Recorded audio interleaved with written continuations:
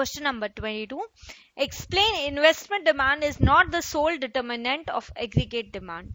Determinants of demand या total demand क्या है ये हमको पता है. Aggregate demand is equal to CIG तो भूलेंगे नहीं, तो C plus I plus G plus X minus M.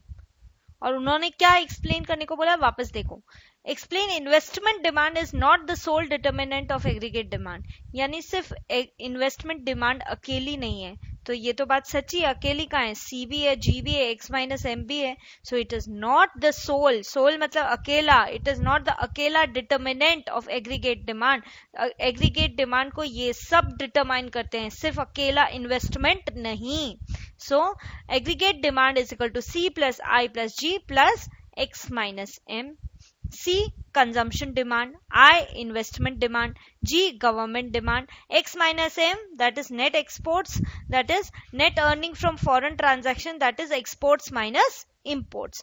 Consumption demand क्या है? Consumption demand, it is total demand of goods and services to satisfy want. It depends on income.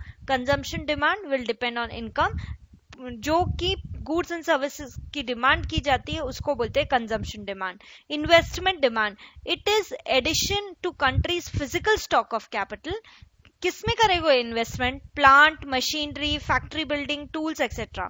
Higher the investment demand, more the employment and income generation. जितना investment demand ज्यादा होगा उतना country में employment ज्यादा होगा, income generation ज्यादा होगा. सो ये होता है investment demand. Then is government demand. Aim of government welfare ही होता है. All government expenditure add to aggregate demand. Government जो भी डिमांड करती है वो सब एग्रीगेट डिमांड में एडेड अप होता है. Then is foreign demand, that is exports minus imports.